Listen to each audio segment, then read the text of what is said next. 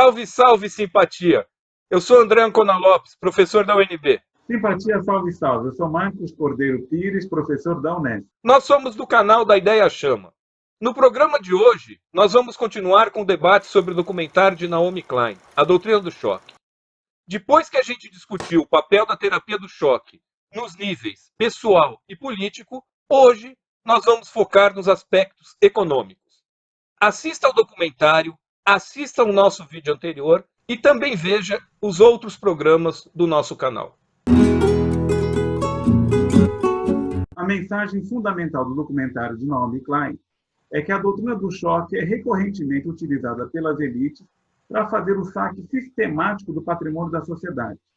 Ela se aproveita do momento em que o povo está anestesiado por um momento traumático para impor uma política que de outra maneira não conseguiria.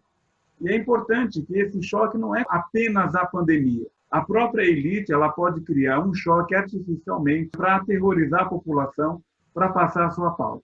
No documentário, ela traz diversos exemplos justamente disso, como o golpe militar de 73 no Chile, a Guerra das Malvinas em 82, que colabora para a implementação de um choque tanto na Inglaterra como na Argentina, o colapso da União Soviética na década de 90, os atentados terroristas de 11 de setembro nos Estados Unidos, o tsunami que varreu o Oceano Índico em 2004, o furacão Katrina em 2005, a crise financeira de 2008, e a todos esses eventos, hoje, é fundamental que a gente adicione, no caso do Brasil, a crise da Lava Jato em 2016 e, de uma maneira mais global, a pandemia do Covid-19, não apenas no Brasil, mas também no mundo como um todo. Esse mecanismo tem seu núcleo nas ideias neoliberais da Escola de Chicago, da qual até o Paulo Guedes é um grande exemplo. Em nome de uma teoria pura individualista, defendem políticas para diminuir o poder de influência da sociedade nos assuntos do Estado. Defendem o corte de impostos dos ricos, o corte da assistência social, saúde, educação, a privatização de grandes grupos públicos por meia dúzia de bilionários. Privatisierung, Steuersenkung und Sozialstaatsabbau. E se alguém colocar em plebiscito cada um desses pontos, dificilmente a população concordaria com medidas como essa. Mas depois de um momento de choque, quando os meios de comunicação martelam a cabeça das pessoas, dizendo que não há alternativa, elas ficam anestesiadas e se sujeitam à vontade de uma minoria. But there is no alternative. Lembram da Margaret Thatcher? Essa frase da Margaret Thatcher foi muito bem citada no documentário da Naomi Klein. E isso que o Marcos coloca, do Paulo Guedes, tem uma questão muito interessante, porque frequentemente a esquerda é acusada de louvar as ideias de um morto, numa imprecisão conceitual, dizendo que a esquerda simplesmente fala de Marx. Houve um deputado que, há cerca de um ano, defrontou Paulo Guedes e disse: Senhor ministro Paulo Guedes, se tem alguém que é escravo de algum economista defunto, esse alguém, e falo isso respeitosamente, mas com toda a firmeza que o momento exige, é o senhor e a sua equipe econômica, que são escravos de Milton Friedman. Nós já discutimos aqui como o desempregado pode ser contra os direitos que protegem os trabalhadores, apenas acreditando que é melhor ter um emprego do que ter direito de estar desempregado. É a mesma coisa que defender a cobrança de mensalidades em universidades públicas. Ao invés de estender o ensino gratuito a todos, tentam convencer que os estudantes de universidades públicas são privilegiados e que devem pagar pelos seus estudos. Sintetizando, convencem as galinhas de que a raposa é a maior protetora do galinheiro. Ao mesmo tempo, dizem que a universidade pública é um antro de vagabundos e maconheiros. Eles têm que se decidir se querem que os filhos da elite se formem em direito ou medicina em uma universidade pública ou se nós, professores de lá, não prestamos. Novamente opera o artifício da mentira, tão típico da máquina de comunicação do fascismo. Inverter a verdade dos fatos, criar uma mentira ornamentada com alguns fatos reais e confundir o público. Desde 2014, vemos a televisão, os jornais, martelando em nossa cabeça a história da Operação Lava Jato, a corrupção sistêmica no Brasil e etc. Com o apoio do FBI e do Departamento de Justiça dos Estados Unidos, a Força-Tarefa fez uma devassa no sistema político brasileiro. Investigaram o loteamento de cargos e comissões, envolvendo políticos de diversos partidos e também em grandes empresas de construção pesada. como a Odebrecht, por exemplo. Alardearam para a população que foi o maior escândalo de corrupção da história do Brasil e abriram caminho para a destruição em massa de empresas nacionais. Privatizaram partes inteiras da Petrobras, mudaram a lei do pré-sal, aprovaram a reforma trabalhista e criaram um chamado teto dos gastos. Anestesiada com tanta notícia ruim, o famoso choque, que diz a Naomi Klein, a população assistiu à ruína do Brasil bestificada. De quebra, a Lava Jato abriu caminho para que um candidato envolvido em diversas suspeitas de irregularidades se apresentasse para a população como o defensor número 1 da moralidade, que iria liquidar todos os corruptos e privatizar todas as empresas que eram ninho de maracutaias. A frase, assim que a Dilma sair, o Brasil melhora, não deu resultado. A mentira de que, aprovando a reforma da Previdência, faria o país sair da crise, tampouco funcionou. Uma grande empresa de mídia que fazia questão de mostrar um cano de esgoto jorrando dinheiro da corrupção, hoje está envolvida em escândalo de lavagem de dinheiro da ordem de bilhões.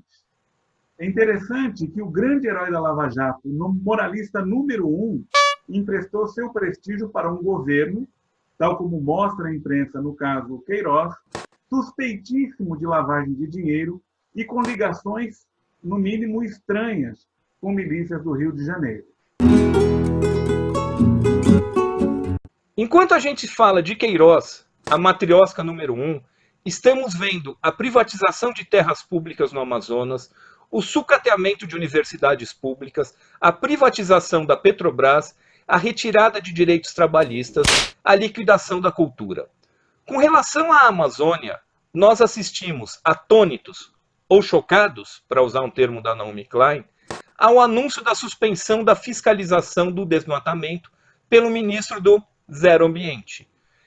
E o acervo da Cinemateca, falando em cultura, corre gravíssimo risco de se perder totalmente em um incêndio espetacular por conta da falta de repasse de recursos federais. O que ocorre, para quem não sabe, parte do material fílmico, sobretudo anterior aos anos 30, é feito de nitrato de celulose. O nitrato de celulose ele entra em autocombustão a partir de 41 graus centígrados. Ele entra em combustão espontânea. 41 es cuando mucho. El nitrato se puede incendiar desde los 36 grados.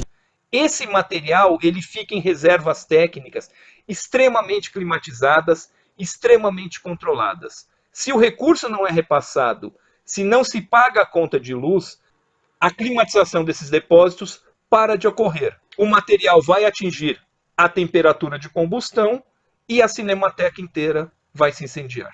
Los depósitos tienen que estar estables siempre, las 24 horas. Considerando o mote do nosso canal, essa questão de acervos filmográficos que pegam fogo, inclusive porque os acervos não satisfazem o gosto dos dominantes, pode ser visto num filme lindíssimo que se chama Cinema Paradiso. Pois é, André. A boiada está passando, mas não é só em Brasília. Aproveitando o choque da Covid, o governo Dória, aqui em São Paulo, também quer passar sua manada.